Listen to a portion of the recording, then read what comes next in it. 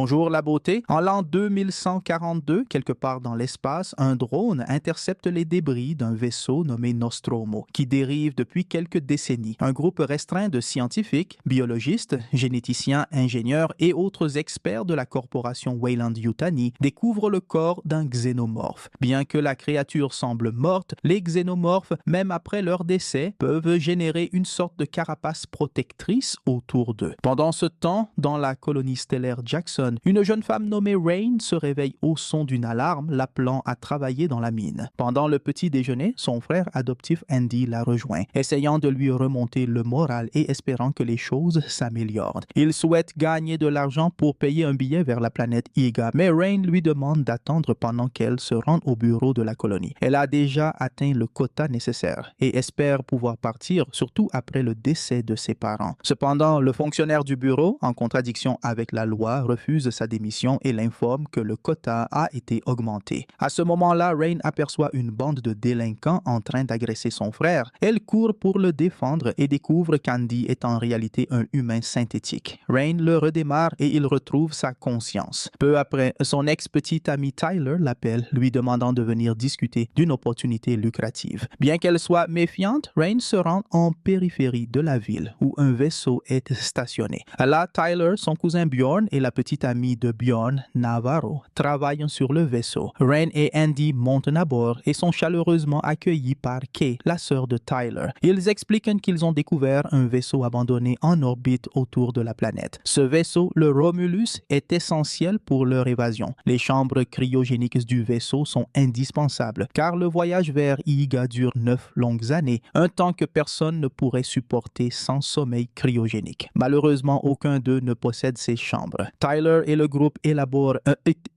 un plan audacieux et dangereux pour s'introduire dans le vaisseau Romulus et voler les capsules cryogéniques nécessaires au voyage. Ils ont déjà rempli leur quota, mais l'administration de la planète refuse de les laisser partir. Ils ont donc décidé d'utiliser le vaisseau pour s'enfuir. Bjorn insiste pour que Rain les rejoigne et suggère d'utiliser Andy, car étant un androïde ancien, il pourrait décrypter et activer les systèmes de sécurité nécessaires pour accéder au vaisseau. Rain, irrité par le manque de respect, demande à Bjorn d'avoir plus de considération, mais il continue d'insulter Andy. Malgré ses paroles blessantes, Andy accepte d'aider, même si Rain hésite car Andy, étant un robot, est la seule famille qui lui reste. Tyler rappelle à Rain que si elle refuse, elle restera prisonnière de la colonie pour toujours. Rain accepte et le groupe s'envole en direction du vaisseau abandonné. Pendant le trajet, Bjorn provoque Andy sans arrêt, ce qui agace Rain, mais le synthétique reste amical et impassible. Le vaisseau décolle et Rain voit le soleil pour la première fois. Bientôt, ils aperçoivent l'objet spatial qui ressemble davantage à une station hors service bloquée en orbite. Ils découvrent que la station tombe rapidement en direction des anneaux de la planète et qu'elle entrera en collision avec eux dans 36 heures. Rain demande à Andy de reconsidérer avant de monter à bord, mais le synthétique suit une seule directive, écrite par le père de Rain, tout faire pour elle. Le vaisseau s'arrime à la station et le signal d'Andy ouvre facilement l'écoutille. Tyler, Bjorn et Andy entrent dans la station et suivent les indications du scanner. Le groupe atteint les capsules, mais les systèmes sont défectueux et la gravité est instable. Malgré tout, la station active la source d'oxygène. Lorsque Tyler atteint les capsules, il découvre qu'elles sont intactes, mais qu'il n'y a pas assez de carburant cryogénique pour le voyage vers Iga. Cependant, il y a une autre capsule plus grande à bord qui pourrait contenir suffisamment de carburant. Il se dirige vers elle tandis que Rain tente de comprendre pourquoi Bjorn méprise Andy. Elle découvre que lors d'un accident dans la mine, un synthétique a laissé la mère de Bjorn derrière lui, gravement blessée. Depuis cet événement, Bjorn déteste tous les androïdes. Pendant ce temps, Navarro va vérifier les capsules et Kay confie à Rain qu'elle est enceinte. Le système de la station salue les humains, les informant que l'objet est divisé en deux sections, Romula et Remis. Bjorn révèle alors la vérité à Andy. Il n'est nécessaire que pour la phase initiale, puis il sera abandonné pour mourir. Rain entend cette confession et pleure car elle n'a pas eu le courage de dire la vérité à son frère. Les amis continuent d'explorer la station, surpris de voir qu'elle ne semble pas hors service, mais simplement abandonnée. Bjorn trouve un fouet électrique et provoque Andy une fois de plus. Mais le synthétique le sauve de justesse d'une chute dans un grand trou au sol où ils aperçoivent la moitié du corps d'un androïde. Peu après, les amis découvrent une grande chambre cryogénique encore fonctionnelle et en extraient du carburant, activant accidentellement l'isolement automatique. Pour une raison inconnue, le verrouillage ne répond pas aux commandes d'Andy, suggérant que la salle est dangereuse. Rain et Navarro entrent dans la station pour sauver les hommes. Rain retire la puce d'un androïde endommagé pour la connecter au cerveau d'Andy, espérant que cela lui donnera un contrôle total sur la station. Pendant qu'elle travaille, Navarro admire les caractéristiques techniques intéressantes. Soudain, l'androïde attrape la main de Rain et seul Navarro parvient à la sauver. Ils retrouvent les hommes et remettent la puce à Tyler qui l'installe sur Andy. Le synthétique se fige pendant qu'il redémarre et dans ce laps de temps, il aperçoit des créatures étranges à l'intérieur de la station. Bjorn découvre également d'étranges organismes biologiques dans une salle partiellement inondée. Mais il n'a pas le temps de comprendre ce qu'ils sont car il est attaqué par des créatures invisibles dans l'eau. Tyler tente de l'aider, mais il est également attaqué par un facehugger. Andy redémarre et sauve Bjorn. Les amis essayent de fuir, mais les facehuggers brisent facilement les portes et l'une des créatures s'accroche au visage de Navarro. Soudain, Andy commence à expliquer la nature scientifique des actions de la créature, surprenant les autres. Rain réalise que c'est à cause de la puce, mais Andy refuse de lui obéir. La puce ne lui donne pas un contrôle total sur la station. Elle corrige simplement les erreurs de sa programmation et annule sa mission de servir Rain.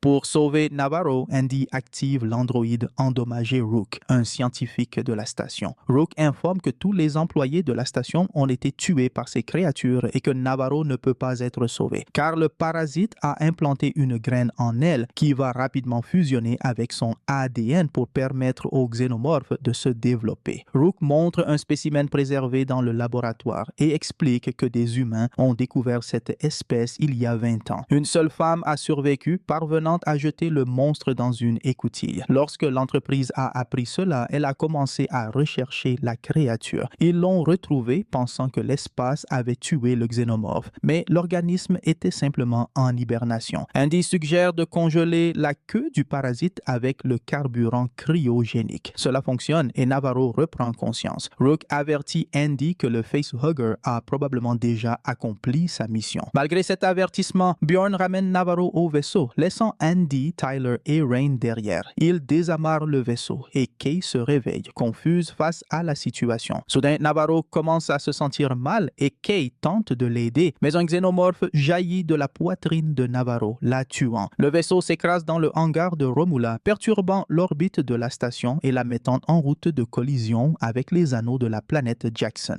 Rain, Andy et Tyler courent vers le hangar pour essayer de sauver leurs amis et s'échapper dans le vaisseau. Pendant ce temps, Rook se rend au centre de commande et entre en contact avec le système du vaisseau. Tyler et Rain poursuivent à travers la station, rencontrant davantage de créatures dans les couloirs. Andy découvre que les facehuggers ne voient pas, mais détectent la chaleur corporelle humaine. Pour passer inaperçus, ils doivent augmenter la température de l'air à 36 degrés Celsius et rester silencieux. Ils suivent ce plan et commencent à se déplacer vers le hangar. Alors que Kay fuit le vaisseau, elle croise Bjorn dans l'un des couloirs. Ensemble, ils tentent de s'échapper. Mais le chemin est jonché de cocons de xénomorphes, indiquant que les créatures se transforment en leur forme adulte. Bjorn tente de détruire un des cocons avec un fouet électrique. Et cela fonctionne au début. Kay essaie de l'entraîner loin de là, mais Bjorn est fasciné par le sang de la créature, qui dissout les métaux avec une facilité déconcertante. Soudain, le xénomorphe projette de l'acide sur Bjorn, qui meurt lorsque son corps commence à se dissoudre. Kay atteint une porte, mais elle ne parvient pas à l'ouvrir. Tyler et Rain tentent de l'aider, mais ils sont attaqués par des facehuggers. Ils fuient à tuer et Andy ferme les portes, laissant Kay sans issue. Malgré les supplications de Tyler, Andy refuse d'ouvrir la porte du hangar où Kay est piégé. Le groupe assiste impuissant à l'attaque du xénomorphe sur Kay. Après le choc initial, Rain comprend qu'Andy a désormais une nouvelle mission, agir dans le meilleur intérêt de l'entreprise. Elle réalise qu'ils doivent retirer la puce d'Andy. Le synthétique ordonne à tout le monde de partir, expliquant qu'il les aidera à s'échapper avant de retourner à la colonie. Andy les conduit au laboratoire où Rook explique que la station a découvert une substance unique créée pour aider l'humanité à évoluer et coloniser l'univers. Cette substance contient un génome responsable de la capacité des xénomorphes à contrôler leur métabolisme, pouvant être incorporé à l'ADN humain pour permettre une évolution instantanée. Andy trouve une capsule contenant un liquide noir et comme sa mission est désormais de livrer ce matériau à la colonie, il arme le groupe, espérant qu'ils n'auront pas besoin de l'utiliser. En route vers le vaisseau, ils découvrent un immense incubateur de créatures. Soudain, Tyler entend la voix de Kay et court pour l'aider. Rain est forcé de le suivre et rapidement, il trouve Kay vivante, mais enveloppée dans un cocon de xénomorphes. Il la libère.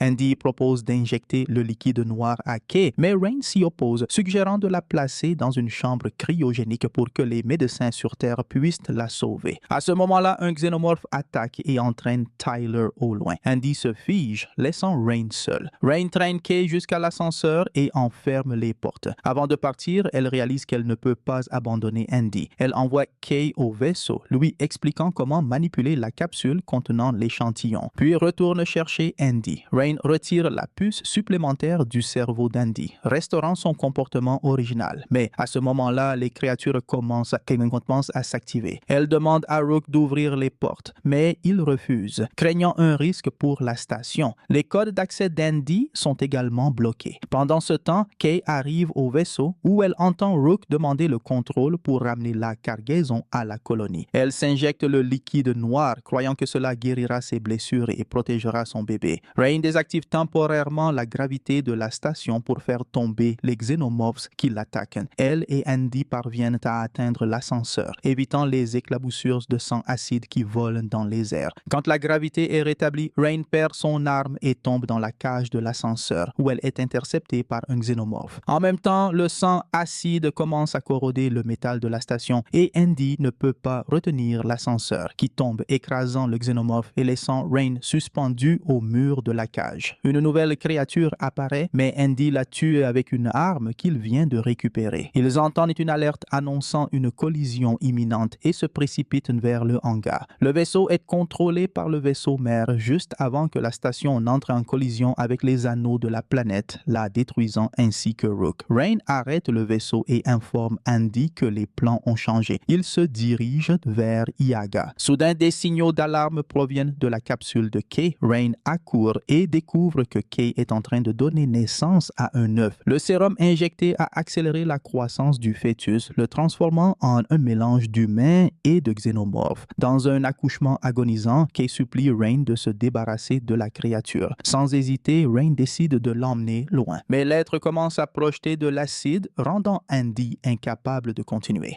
Rain prend une arme et part à la recherche de la créature, mais lorsqu'elle la trouve, la capsule est vide. L'hybride xénomorphe n'est plus là. En descendant vers la zone de chargement, Rain tombe face à face avec la monstruosité. Un mélange d'humain et de xénomorphe grand et présentant les caractéristiques des deux. La créature cherche sa mère et tente de lui montrer de l'affection. Mais Kay, horrifié, ne ressent que de la répulsion. Tragiquement, Andy essaie d'arrêter la créature, mais il est tué sans pitié. Comprenant que sa mère le rejette, l'hybride décide de la tuer et de la dévorer. Rain arrive trop tard et, en voyant cette scène horrible, elle comprend qu'il n'y a pas d'autre choix. Elle doit arrêter la créature à tout prix. Elle tente de geler le monstre, mais son arme est endommagée. N'ayant pas d'autre option, Rain casse l'arme, provoquant le gel progressif de la créature et du vaisseau. Sachant que la seule façon de se sauver est d'utiliser une combinaison spatiale, elle s'équipe rapidement. Elle décide que la meilleure façon de se débarrasser du monstre est de s'attacher à des câbles et de larguer le niveau inférieur du vaisseau. Elle attire la créature à l'extérieur et l'éjecte dans l'espace. Le plan nécessite d'activer 4 leviers, mais alors qu'elle s'apprête à tirer le dernier, l'hybride l'attaque, affaiblissant Rain. Dans un ultime effort désespéré, elle se rappelle de la capsule de naissance de la créature qui contient encore de l'acide. Rain lance la capsule contre le vaisseau, créant une forte dépression qui expulse la créature dans le vide spatial. Bien qu'elle survive, Rain, dans un dernier acte de courage, active le levier final, larguant le niveau inférieur avec le monstre piégé. En observant la créature se faire aspirer dans l'abîme de l'espace, Rain murmure à avec détermination.